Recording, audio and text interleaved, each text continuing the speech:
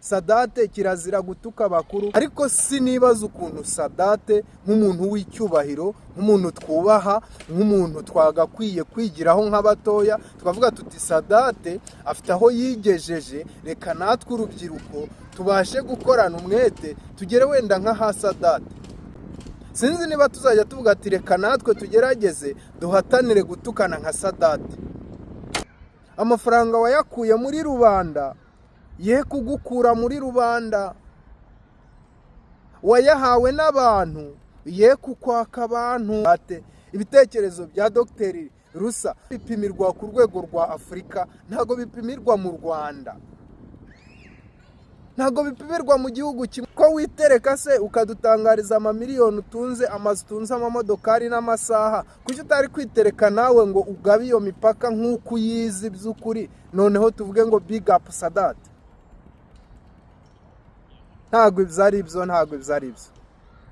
Nese twe ko tuvuga ngo Sadate niwe uyoboye muri ruhago kandi tukumva turabyishimiye nk'abatoya, none ni gute wowe Sadate, niba tuvuga tuti Sadate yapatanye umuhanda runaka, ahubaka neza Sadate, ashyiramo amapeve neza, ashyiramo za rigore zikwiriye, sima n'iki byose abivanga neza Sadate, kuki utavuga ati Dr. nawe igitekerezo yatanze nk'umupanafricanisme ntago cyagenze neza, kiba cyagenze gutya na kuriya?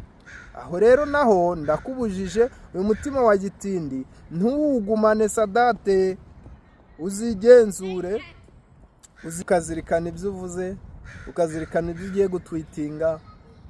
Erega ibi ngibi uba uri mu biba, ni imbuto ubiba. Emet ni ijambo ry'igiheburayo, mu kinyarwanda risobanura ukuri. Iyo uvuze Emet uba uvuze ngo Dieu de vérité, bisobanura Imana y'ukuri. Ndabasuhuje kandi mbahaye ikaze mu mwakunze kandi mukurikirana ibiganiro bya Emet TV. Imana y'amahoro nibishimire kandi umutunzi w'imbabazi ahaze kwifuza kwanyu. Ngewe ndi umuhungu w'Imana n'igihugu, niko mumenyereye, tuhura kenshi tukiganirira.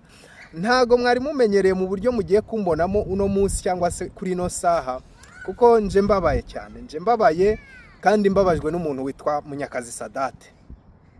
Of course Sadate abantu bazamfasha iyi message imugereho. Iyi ni message ya Munyakazi Sadate, abantu ndabinginze muzamfashe imugereho.